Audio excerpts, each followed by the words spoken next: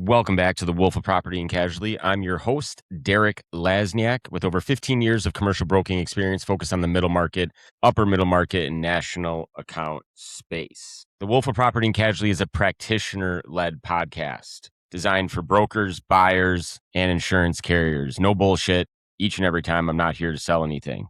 Today's topic that I want to talk about, I have been seeing, and I've become a LinkedIn troll during my kind of hiatus here. And I've been seeing, and I think there's a great place in this world for all of this, a lot of opportunities out there and a lot of really talented people talking about how to get a BOR or how to get an AOR and the 3 easy steps to making sure you walk out of the room with an AOR. This podcast is not about sales strategy in and of itself. This podcast is about technical property and casualty concepts, the mechanisms in which you are a broker, and how I applied those concepts to a very successful career. When I started seeing all this stuff about AORs, I started jotting down a list of things that I want to talk about AORs and how they function and things that I screwed up or maybe didn't think about when I got caught up in the excitement of, I'm hired, I got an AOR.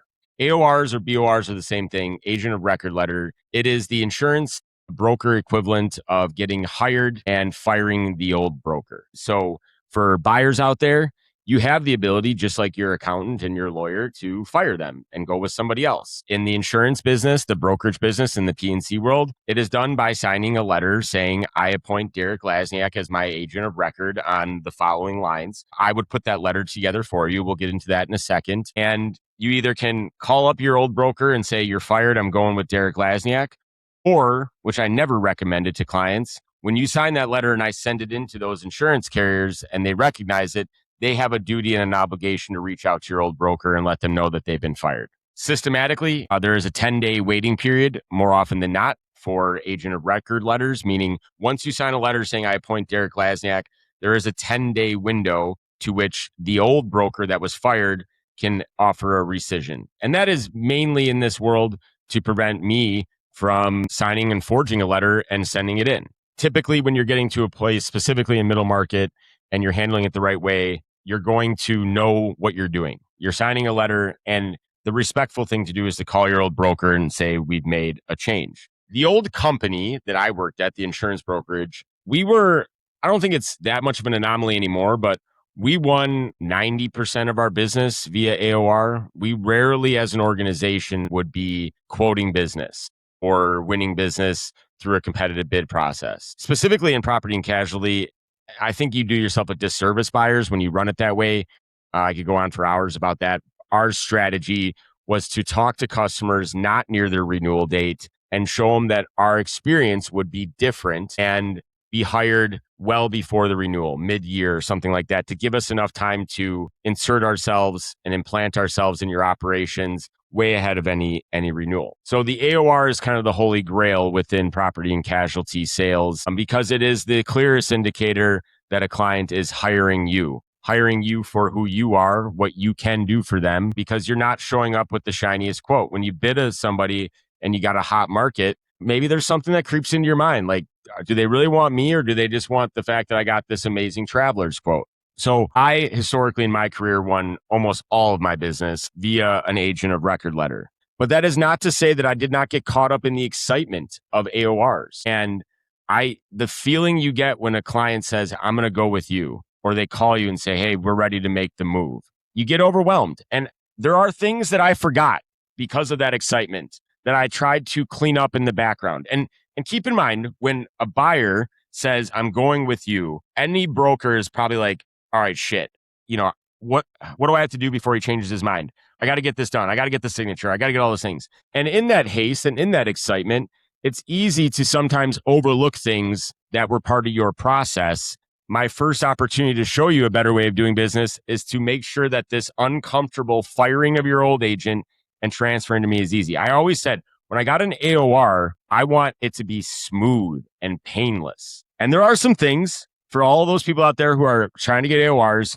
Here are some things. I got 6 things and a bonus item that I want to talk about that you should think about ahead of the AOR. Think about it. It doesn't mean you have to do anything, but think about it. These are things that can make your AOR transition clunky. And if you're worried about clunky, You're worried about it because you don't want your first impressions with your brand new customer that you sold on this beautiful sales process to be like, oh shit, what did I get myself into? Okay, the very first thing, if you're getting an AOR by now, you should and hopefully know exactly who their insurance carriers are. Not every insurance carrier handles AORs the same. Some insurance carriers don't accept midterm AORs. Some insurance carriers only accept midterm AORs at a certain point. I remember this from my career. I didn't do a ton of business, but West Bend Mutual, a powerhouse regional insurance carrier in the P&C space, they wouldn't accept AORs until 90 days to the renewal date. I remember one time I got an AOR on a client and I didn't know this about West Bend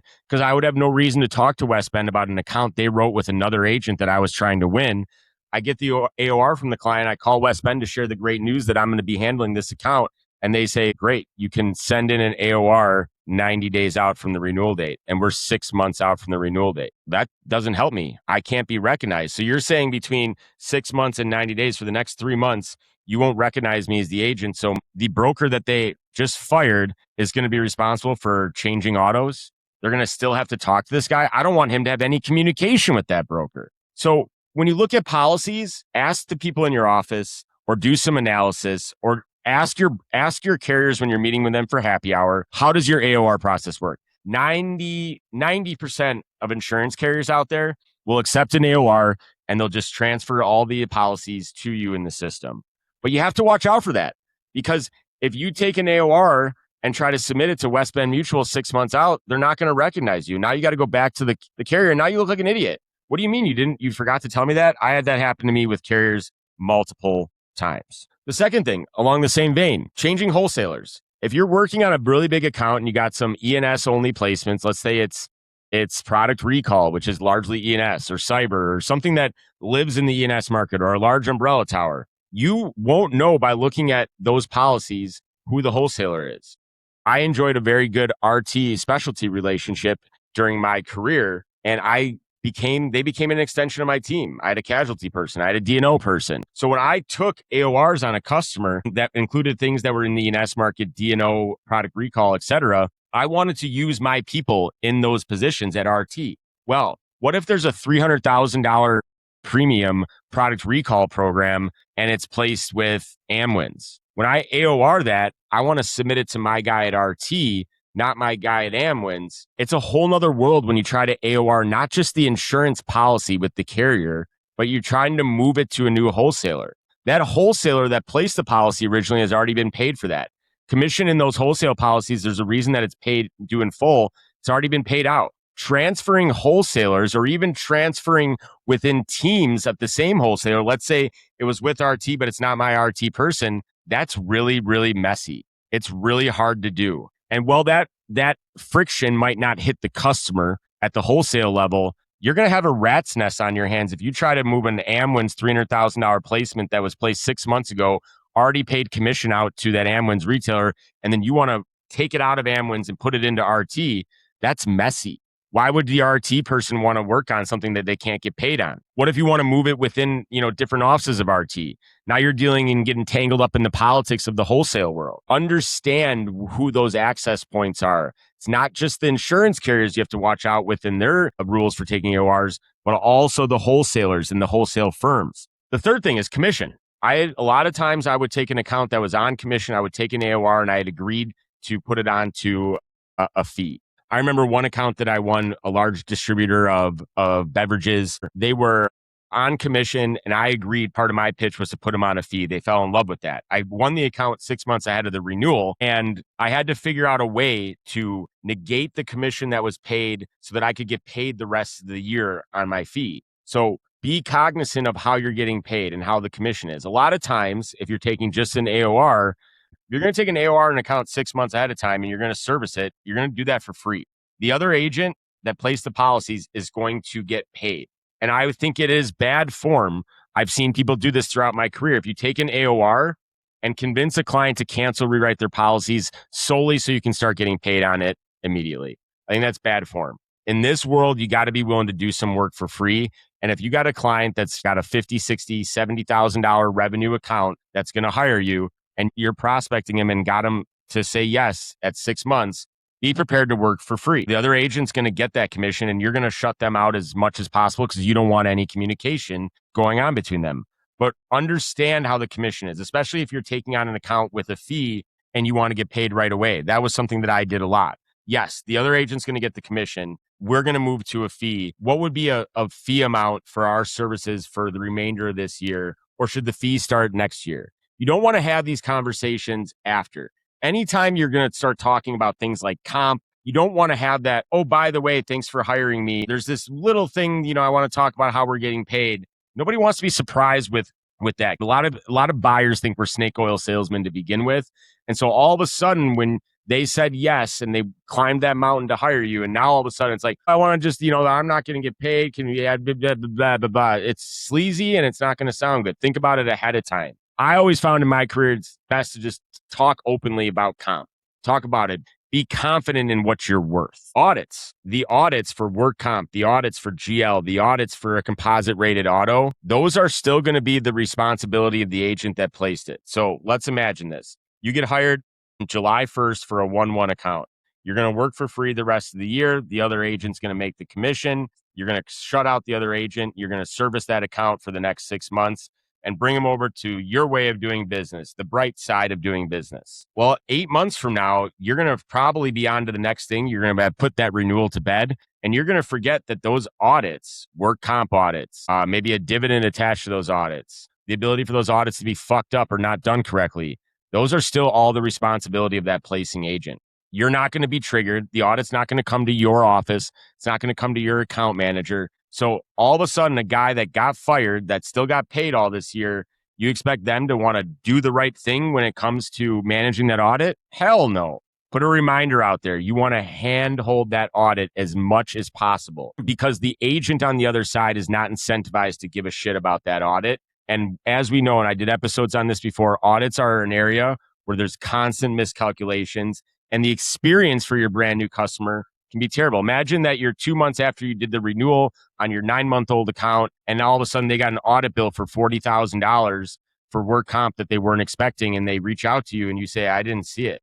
I had no idea. That's your other agent. Are you really going to say, call your old agent? Get ahead of that. Fresh submissions. A lot of carriers are going to expect fresh submissions. If you take an AOR with Travelers, don't just assume that Travelers underwriter is A, going to be the same underwriter that wrote it with the old agent, and B, they are not allowed to share with you everything that old agent, the spreadsheets, the TIV, the statement of values, everything that old agent prepared, even though you're now taking on the account, is proprietary to that old agent. Most insurance companies are not going to just give you everything they have on file, loss control reports. So either figure out a way to get that from your customer or be prepared when you send in an AOR that you and your account manager are going to have to start from scratch.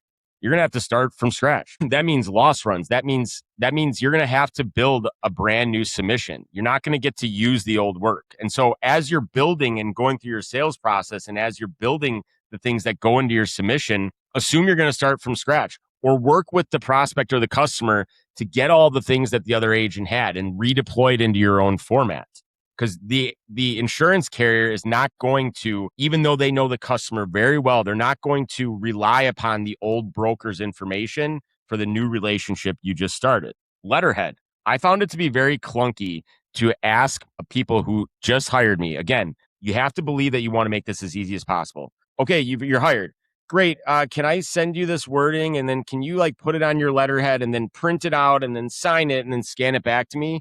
It's 2026, folks. That's some bullshit. You don't want to do that. We instituted DocuSign, which made it easy. You said you hired me. You're going to have a DocuSign in your inbox for every single AOR I need for every carrier that you work with. But it has to be on letterhead. So how do I get through that? It doesn't have to be perfect letterhead. It's about the intent. It just can't be on a Word doc. What we used to do, get your graphic designer in your office or your really creative account manager, go steal a logo from the website of the client that just hired you and paste it on a Word document and throw it in. It doesn't have to be perfect letterhead. It doesn't have to be stock letterhead.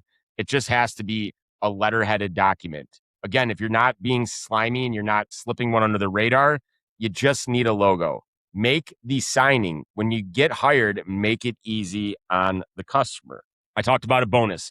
There's one bonus item I wanted to talk about when it came to getting information. A trick that I use, and insurance carriers, I'm sorry if you're listening to this, you might hate this. If you need loss runs from a prospect and they don't have them, and you're being smart and you're telling your prospect that asking for loss runs is going to tip off your old agent that you're talking to a new broker, which it will, you can do something that I did a lot, and insurance carriers don't like it. Loss data belongs to the customer. So if you got a customer that's trying to avoid talking or tipping off their hand to their current agent, but you want loss information to show them what you can do, reach out to the insurance carrier they're with. I would write an email. I would CC the CFO and say, Joe is CC'd on this email. He's requesting 5 years of loss runs to be sent in an Excel format. Please feel free to send them directly to him and he can get it. Don't forget that the insurance company works for the customer and the customer can ask for whatever they want from the insurance company to send to you. So there are tricks if you're trying to run a sneak attack, which, let's be honest, this game includes that a lot. These are like 6 things that I messed up and I learned from experience when I wanted to make sure that the AOR process was as smooth as possible. AORs are some of the most vindicating, validating moments of a broker's career. It's the culmination of what is usually a lot of work, and making sure that that first experience with your brand new customer goes smoothly is important. So remembering these 6 things and thinking about them ahead of time can make sure that that happens.